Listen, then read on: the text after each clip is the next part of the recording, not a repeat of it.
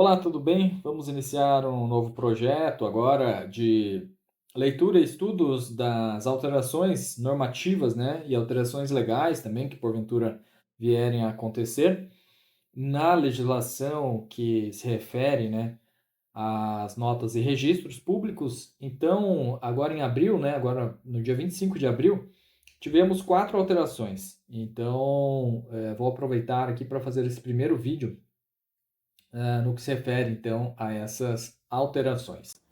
Ok? Então, tivemos o provimento 189, o provimento 190, o 191 e o 192. Ok? Vamos iniciar pelo provimento 189, então, de 25 de abril de 2025, que basicamente alterou o provimento 174 do CNJ, sendo que esse provimento aqui regulamenta o dever dos notários e registradores em comunicar as mudanças de titularidades de imóveis aos municípios, ok?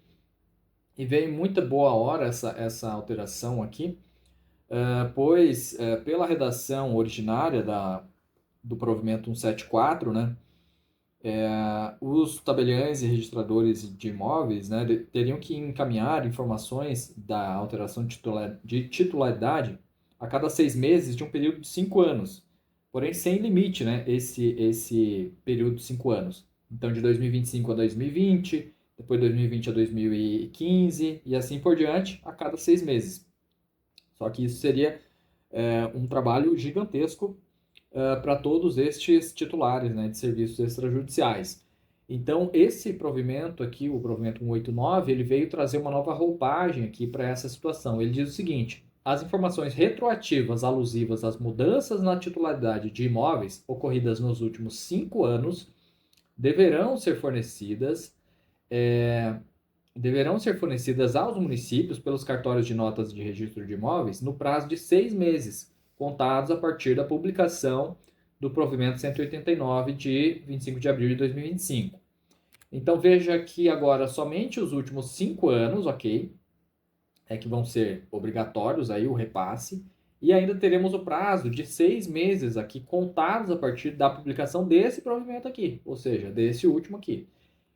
Portanto, conta-se aí 6 meses, né, no ano 2025, para encaminhar essas informações aí por meio da Sensec, né, no caso dos tabeliães, ou da SAEC, no caso dos registradores. No caso da Sensec, módulo CTP.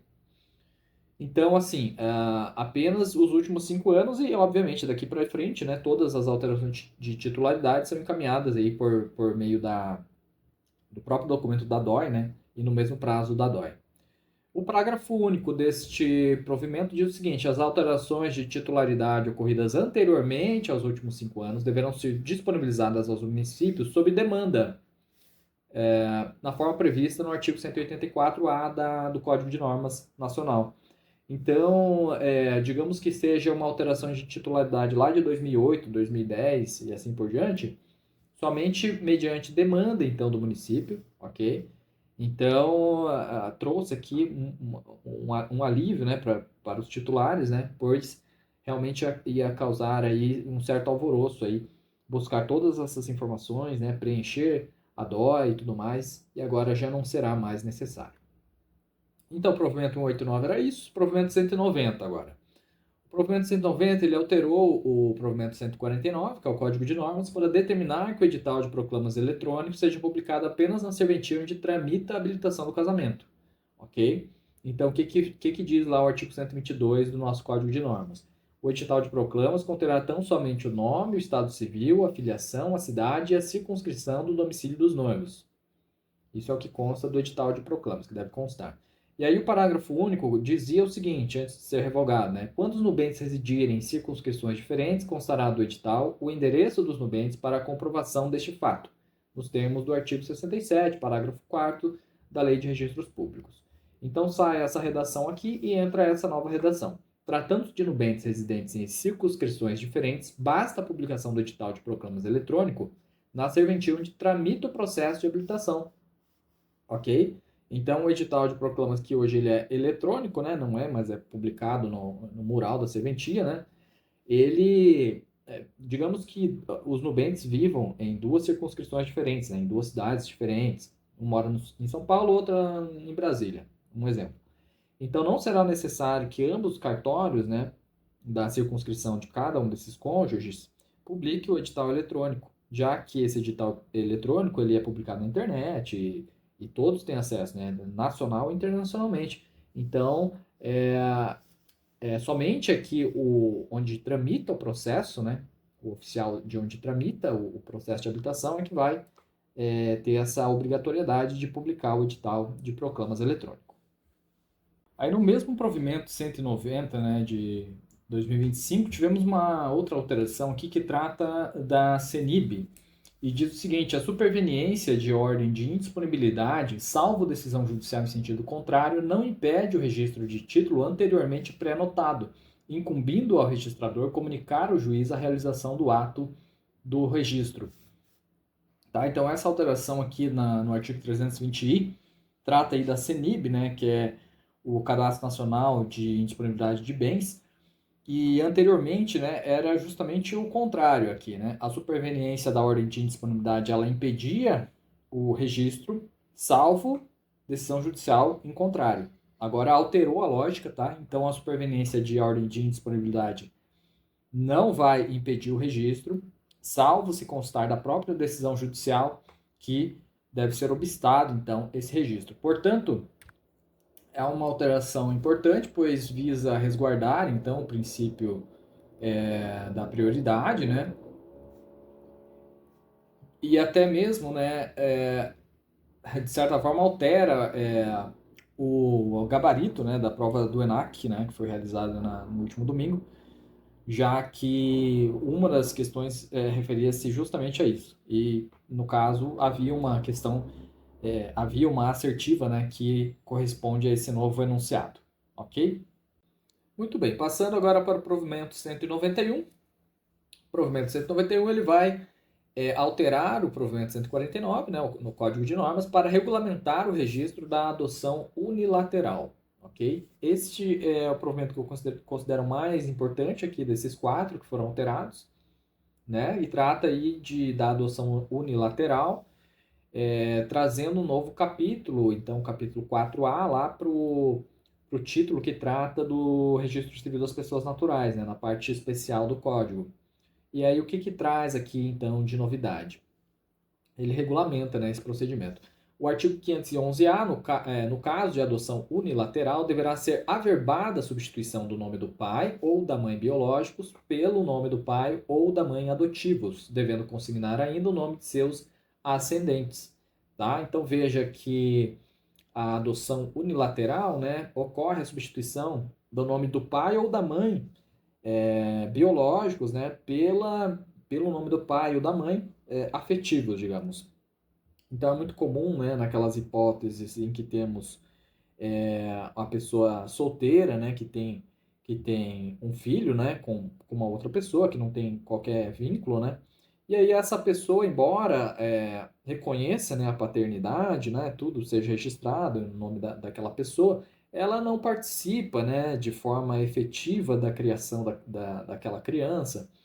E posteriormente, a mãe, né, ou o pai, né, que cuida efetivamente da criança, acaba casando com outra pessoa, ou então mantendo o convívio de união estável, esse padrasto e ou essa madrasta, eles têm, então, eles geram um vínculo com a criança afetivo e passam a efetivamente cuidar dessa criança. Então, nesse caso aqui, pode esse padrasto ou essa madrasta adotar essa criança de forma unilateral. Aí exclui, né, o nome do genitor biológico ou da genitora biológica e passa a constar, então, somente o nome de um dos pais biológicos, né, que não foi excluído, e também desse pai ou mãe adotivos, ok? Então, a informação mais relevante diz respeito aqui ao ato que deve ser praticado, né? Então, deve ser praticado um ato de averbação, ok? Não é um ato de registro, porque não vai ser excluído o registro da criança. Não, é diferente, né, da adoção normal, da adoção simples, né, que há a substituição de ambos os genitores, né, e aí nesse caso há o cancelamento do registro originário e faz-se um novo registro. Nesse caso aqui não. apenas a verba-se no registro já existente. Aí o parágrafo 1º diz que o mandado relativo à decisão judicial que deferir a adoção unilateral determinará expressamente a realização da averbação prevista no CAPT, né? Novamente aqui a averbação, sem cancelamento do registro de nascimento primitivo do adotado, ok? Então não há o cancelamento do registro de nascimento primitivo do adotado. Parágrafo 2º, se o assento primitivo houver sido lavrado em registro civil das pessoas naturais de outra comarca, o juiz que conceder a adoção unilateral determinará a expedição de mandado de averbação àquela serventia, o qual só será submetido à jurisdição do juiz corregedor permanente daquela comarca quando houver razão impeditiva. Ok? Então, nesse caso aqui, né, digamos que o assento primitivo foi lavrado por um registro civil de outra comarca, né, que não a comarca em que tramitou o processo de adoção unilateral. O juiz aí que concedeu, né, ele vai expedir o mandado de averbação para a serventia diretamente, ok? Na forma da organização judiciária, ok? E aí somente será submetido à jurisdição do juiz corregedor, né, ou no caso que acho que a palavra jurisdição está sendo usada de forma incorreta, porque não, o juiz corregedor ele não atua, né, no âmbito da jurisdição, mas sim administrativamente. Mas o que importa dizer? Somente vai para o juiz corregedor se tiver alguma razão impeditiva para aquela averbação, ok? Então, o trâmite é direto aí entre o juiz que prolatou a sentença e o registro civil, mesmo que seja de outra comarca. Parágrafo 3º, não será permitida a lavratura de um novo registro de nascimento no cartório de registro civil do município de residência do adotante, devendo a alteração ser realizada exclusivamente por meio de averbação no assento original. Novamente, aqui só para enfatizar mesmo que é um ato de averbação, ok? Parágrafo 4º, o mandado deverá conter todos os elementos cabíveis e necessários à averbação prevista nesse artigo, sendo dispensada a indicação de declarante, ok? Parágrafo 5º, as informações relativas ao nascimento poderão ser extraídas diretamente do registro original, caso o mandado judicial não os contenha, né, naturalmente.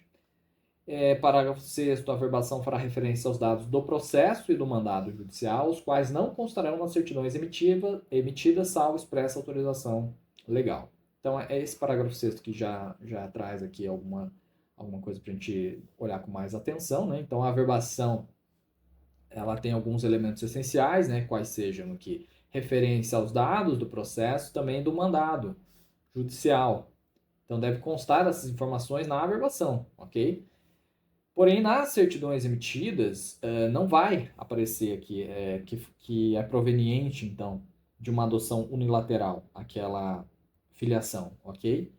Salvo expressa autorização legal, ok? Então, mesmo que o próprio interessado, né, pela leitura aqui desse parágrafo 6, mesmo que o próprio interessado no registro, a própria pessoa registrada, requeira aí uma certidão, não vai constar essa informação dos dados do processo e mandado judicial da adoção unilateral, ok? Apenas com autorização legal é que vai se poder aí ter acesso a essa informação. E o parágrafo 7º, a adoção unilateral do maior será igualmente averbada no registro civil das pessoas naturais em que lavradas o seu nascimento e o seu casamento, quando for o caso, sem cancelamento do registro original.